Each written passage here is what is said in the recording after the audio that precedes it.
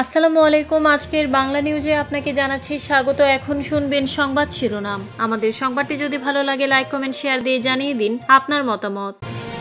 আরও 30 ফিলিস্তিনের মরদেহ ফেরত দিল ইসরায়েল। কয়েক ঘন্টা বা দিনের মধ্যে ভেনেজুয়েলায় হামলা চালাতে পারে যুক্তরাষ্ট্র। ইসরায়েলি সেনাবাহিনীতে বাধ্যতামূলক যোগদানের বিরুদ্ধে জেরুজালেম রক্ষণশীল ইহুদিদের ব্যাপক বিক্ষোভ। সুদানের রাস্তায় শত শত লাশ, কবর দেওয়ার কেউ নেই। চীনের মধ্যস্থতায় যুদ্ধবিরতি, মিয়ানমারের 2 শহর থেকে সরে যাওয়ার ঘোষণা বিদ্রোহী গোষ্ঠীর। তানজানিয়ার নির্বাচন ঘিরে 3 দিনের বিক্ষোভে প্রায় 700 জন নিহত। মণিপুরে আশ্রয় শিবির বন্ধে সরকারের পরিকল্পনায় দুশ্চিন্তায় গৃহহীন মানুষ। আবার কেন বিশ্বজুড়ে পারমাণবিক পরীক্ষার তোড়জোড়। আরও 30 ফিলিস্তিনির মরদেহ ফেরত দিল ইসরায়েল। যুক্তরাষ্ট্র সহ কয়েকটি দেশের হস্তক্ষেপে গাজায় যুদ্ধবিরতি চলছে। সে অনুযায়ী বিনিময় চুক্তির অংশ হিসেবে আরও 30 ফিলিস্তিনির মরদেহ ফেরত দিয়েছে ইসরায়েল। শুক্রবার মরদেহগুলো গাজার খান ইউনিসের আল নাসের মেডিকেল কমপ্লেক্সে পৌঁছে দিয়েছে রেড ক্রস। খান ইউনিসের নাসের মেডিকেল কমপ্লেক্সের পক্ষ থেকে জানানো হয়, বিনিময় চুক্তির অংশ হিসেবে ইসরায়েলের পাঠানো 30 জন ফিলিস্তিনি বন্দীর মরদেহ গ্রহণ করা হয়েছে। গেল বৃহস্পতিবার রাতে 2 ইসরায়েলি জিম্মির মরদেহ ফেরত পাঠায় হামাস। চুক্তি অনুযায়ী একজন জিম্মির মরদেহ দিলে 15 মরদেহ ফেরত দেবে ইসরায়েল। সে অনুযায়ী 30 ফিলিস্তিনির নিথর দেহ পাঠিয়েছে তারা। এই স্থানান্তরের ফলে গাজায় ফেরত পাঠানোর সংখ্যা দাঁড়িয়েছে 225 জনে। এদিকে হামাস মৃত জিম্মিদের মরদেহ যেসব জায়গায় লুকিয়ে রেখেছিল সেগুলো কয়েকটি ধ্বংসস্তূপের নিচে চাপা পড়েছে। এগুলো উদ্ধার করতে বেশ কিছুদিন সময় লাগতে পারে। কয়েক ঘন্টা বা দিনের মধ্যে ভেনেজুয়েলায় হামলা চালাতে পারে যুক্তরাষ্ট্র।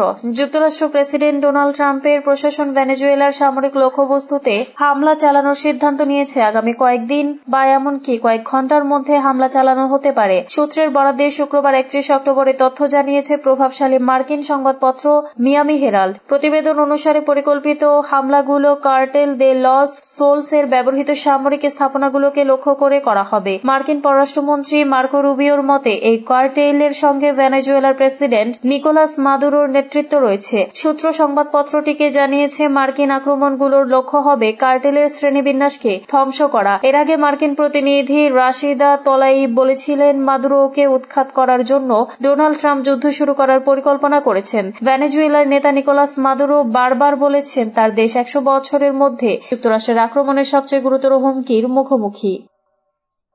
ইসরায়েলি সেনাবাহিনীতে বাধ্যতামূলক যোগদানের বিরুদ্ধে জেরুজালেমে রক্ষণশীল ইহুদিদের ব্যাপক বিক্ষোভ। ইসরায়েলি জেরুজালেমে গতকাল বৃহস্পতিবার কয়েক লাখ অধিক রক্ষণশীল ইহুদি বিক্ষোভ করেছেন। ইসরায়েলি সেনাবাহিনীতে বাধ্যতামূলকভাবে যোগদানের জন্য দেশটিতে সরকারিভাবে যে আদেশ জারি রয়েছে তার বিরুদ্ধে প্রতিবাদ জানিয়েছেন তারা।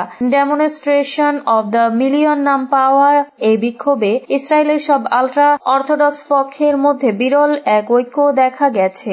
গতকাল চাবাদ নামের একটি আলট্রা অর্থোডক্স গোষ্ঠীর র্যাবাইরা ওই বিক্ষোভ সমাবেশের ডাক দেন। চাবাদের সুস্পষ্ট রাজনৈতিক পরিচয় নেই। গতকাল বিক্ষোভে অংশ নেয়া 20 বছর বয়সী তরুণ ইয়েহুদা হর্ষ বলেন, আজ সব আলট্রা অর্থোডক্স গোষ্ঠী একত্র হয়েছে। আমরা কোনো পরিস্থিতিকেই সেনাবাহিনীতে যোগ দেব না। ইয়েহুদা আরো বলেন, আমরা 2 বিপরীত পক্ষ এর মধ্য দিয়ে হির্ষ মূলত বুঝিয়েছেন আলট্রা অর্থোডক্স পক্ষ একদিকে আর অন্যদিকে সেনা ও রাষ্ট্রপক্ষ।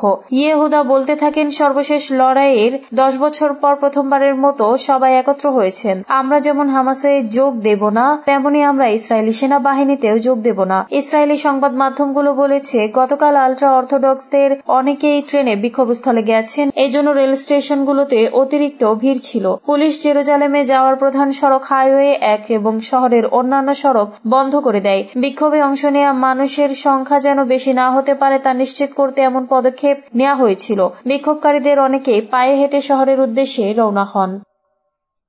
সুদানের রাস্তায় শত শত লাশ, কবর দেওয়ার কেউ নেই। সুদানের উত্তর দারফুর রাজ্যের রাজধানী আলফাশের শহরে ভয়াবহ সহিংসতার পর রাস্তায় পড়ে আছে শত শত লাশ। কবর দেওয়ার মতো কেউ নেই, কারণ শহরটি গত সপ্তাহে দখল করে নেয় আধা সামরিক বাহিনী র্যাপিড সাপোর্ট ফোর্সেস। এ সময় তারা কমপক্ষে 1500 মানুষকে হত্যা করে। শুধু একটি হাসপাতালে নিহত হয় প্রায় 460 জন। জাতিসংঘ জানিয়েছে, শহরটিতে আটকে থাকা সাধারণ মানুষ মারাত্মক বিপদের মধ্যে আছে। অনেকেই নিহত হয়েছেন। আহতরা খোলা আকাশের নিচে পড়ে আছেন। শহর থেকে প্রায় 36,000 মানুষ 70 কিলোমিটার দূরের তাবিলা শহরে পালিয়ে গেছেন, যেখানে ইতোমধ্যে 6,50,000-এরও বেশি মানুষ বাস্তুচ্যুত হয়েছেন এবং আশ্রয় নিয়েছেন। হায়াত নামে এক নারী জানান, 7 জন RSF সদস্য তাদের বাড়িতে ঢুকে লুটপাট চালায় এবং তার 16 বছর বয়সী ছেলেকে তার সামনেই হত্যা করে। তিনি বলেন, আমরা রাস্তায় অসংখ্য লাশ পড়ে থাকতে দেখেছি, আহতদেরকে উদ্ধার করতে পারেনি। আরেকজন বেঁচে যাওয়া ব্যক্তি হুসেইন বলেন, এল ফাশিরের পরিস্থিতি ভয়াবহ। মৃতদেহগুলো রাস্তায় পড়ে আছে,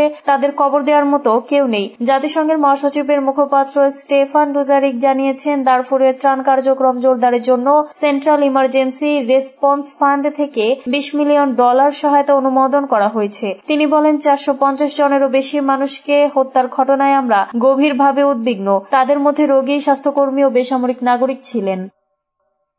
চীনের মধ্যস্থতায় যুদ্ধবিরতি মিয়ানমারে 2 শহর থেকে সরে যাওয়া ঘোষণা বিদ্রোহী গোষ্ঠীর। মিয়ানমারের উত্তরাঞ্চলে কয়েক মাস ধরে চলমান তীব্র সংঘর্ষে বন্ধে দেশটির জান্তা সরকারের সঙ্গে একটি যুদ্ধবিরতি চুক্তি করেছে বিদ্রোহী গোষ্ঠী তাং ন্যাশনাল লিবারেশন আর্মি। চুক্তির আওতায় তারা 2টি শহর থেকে নিজেদের সদস্যদের প্রত্যাহারের ঘোষণা দিয়েছে। TNLA গত মঙ্গলবার জানিয়েছে, চীনের মধ্যস্থতায় কুনমিং এর অনুষ্ঠিত কয়েকদিনের আলোচনা শেষ তারা এই চুক্তিতে পৌঁছেছে। কুনমিং মিয়ানমার সীমান্ত থেকে প্রায় 400 কিলোমিটার দূরে অবস্থিত।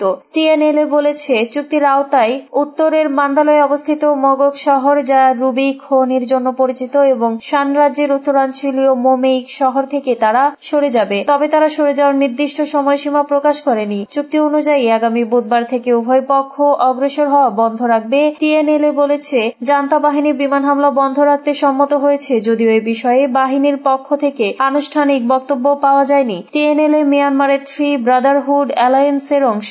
জোটের অন্য সদস্যরা হল মিয়ানমারের ন্যাশনাল ডেমোক্রেটিক অ্যালায়েন্স আর্মি ও আরাকান আর্মি। গোষ্ঠীগুলো দীর্ঘদিন ধরে সরকারের কাছে বৃহত্তর স্বায়ত্তশাসনের দাবি জানিয়ে আসছে। 2021 সালের ফেব্রুয়ারিতে নির্বাচিত সরকারকে ক্ষমতা থেকে উৎখাতের পর গঠিত গণতান্ত্রিক প্রতিরোধ আন্দোলনের সঙ্গেও জড়িত তারা। চীন মিয়ানমারের গৃহযুদ্ধে একটি কেন্দ্রীয় মধ্যস্থতাকারী শক্তি হিসেবে কাজ করছে, কারণ এখানে তাদের বড় ভূ রাজনৈতিক ও অর্থনৈতিক স্বার্থ রয়েছে। চলতি বছর চীন সরকার আরও প্রকাশ্যভাবে মিয়ানমারের সামরিক সরকারকে সমর্থন দিচ্ছে। আগামী ডিসেম্বরে মিয়ানমারে জাতীয় নির্বাচন অনুষ্ঠিত হওয়ার কথা। নির্বাচনকে কেন্দ্র করে সামরিক সরকার নিজেদের অবস্থান আরও শক্তিশালী করার চেষ্টা করছে। তানজানিয়ায় নির্বাচন ঘিরে 3 দিনের বিক্ষোভে প্রায় 700 জন নিহত। তানজানিয়া নির্বাচনকে কেন্দ্র করে 3 দিনের বিক্ষোভে প্রায় 700 জন নিহত হয়েছেন বলে দাবি করেছে দেশটির প্রধান বিরোধী দল চাদেমা। শুক্রবার দেশটির অর্থনৈতিক রাজধানী দারুস সালেমের কেন্দ্রস্থল থেকে দলের মুখপাত্র কথা বলেন। মুখপাত্র জন কিটোকা বলেন, নিহতের সংখ্যা দারুস সালামের 350 জন ও মওয়ানজাই 200-রও বেশি।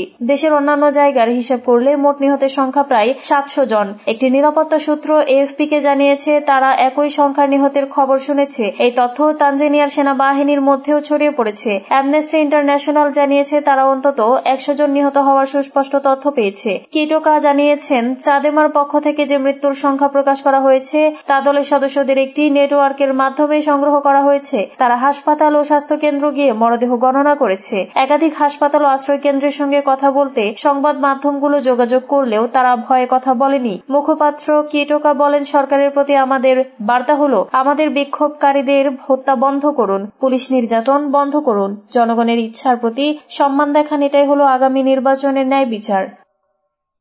মণিপুরে আশ্রয় শিবির বন্ধে সরকারের পরিকল্পনায় দুশ্চিন্তায় গৃহহীন মানুষ। ভারতের উত্তর পূর্বাঞ্চলীয় রাজ্য মণিপুরে 2 বছর আগে সংঘটিত জাতিগত সংঘাতের কারণে স্থায়ীভাবে গৃহহীন হওয়া হাজার হাজার মানুষের জীবন এখন অনিশ্চিত ভবিষ্যতের মুখে পড়েছে। কারণ রাজ্য সরকার আগামী ডিসেম্বরের মধ্যে সব অস্থায়ী আশ্রয় শিবির বন্ধ করে দেওয়ার পরিকল্পনা করেছে। 2023 সালের মে মাসে সংখ্যাগরিষ্ঠ হিন্দু, মেইতেই ও আদিবাসী খ্রিস্টান কুকি সম্প্রদায়ের মধ্যে এই সংঘাত শুরু হয়। এটি ছিল গত কয়েক দশকের মধ্যে এই অঞ্চলের সবচেয়ে বড় সহিংসতার ঘটনা। মেইতেই সম্প্রদায়ের পক্ষ থেকে আনুষ্ঠানিকভাবে আদিবাসী হিসেবে স্বীকৃতি লাভের দাবি নিয়ে ঘটনার সূত্রপাত। এতে তারা কুকিদের মতো কোটা সহ বেশ কিছু বাড়তি সুবিধা লাভ করবে। অন্যদিকে মেইতেই সম্প্রদায়ের এই দাবির জোরালো বিরোধিতা করে বিক্ষোভ করে কুকি সম্প্রদায়। ওই বিক্ষোভ থেকে সহিংসতা দানা বাঁধে। এতে 2 বছরে প্রায় 260 জন নিহত এবং প্রায় 60,000 মানুষ গৃহহীন হয়ে অস্থায়ী আশ্রয় কেন্দ্রে বসবাস করতে বাধ্য হন। বিশেষজ্ঞরা মনে করেন, গৃহহীন মানুষকে তাদের নিজেদের এলাকায় পুনর্বাসন করা অপরিহার্য, যাতে হিংসার কারণে মণিপুরের সামাজিক মানচিত্র বদলে না যায়। আবার কেন বিশ্বজুড়ে পারমাণবিক পরীক্ষার তোড়জোড়? আন্তর্জাতিক মহলে এখন আলোচনার কেন্দ্রবিন্দুতে পরমাণু অস্ত্রের পরীক্ষা। সম্প্রতি যুক্তরাষ্ট্রের প্রেসিডেন্ট ডোনাল্ড ট্রাম্প 33 বছর পর আবার পারমাণবিক অস্ত্রের পরীক্ষা শুরু করার নির্দেশ দেওয়ার পরই এই বিতর্কের নতুন মাত্রা পেয়েছে। কিন্তু ঠিক কতগুলো পরীক্ষা হয়েছে, কেনই বা তা বন্ধ করা হয়েছিল এবং এই মরণাস্ত্রের অধিকারী বর্তমানে কারা? পারমাণবিক যুগের সূচনা হয় 1945 সালের জুলাই মাসে। যুক্তরাষ্ট্র নিউ মেক্সিকোতে প্রথম পারমাণবিক বোমা পরীক্ষা চালায়। এর পরপরই জাপানের হিরোশিমা ও নাগাসাকিতে বোমা ফেলা হয়। জাতিসংঘের তথ্য অনুযায়ী 1945 থেকে 1996 সালের comprehensive nuclear state test ban treaty চুক্তির মধ্যে বিশ্বজুড়ে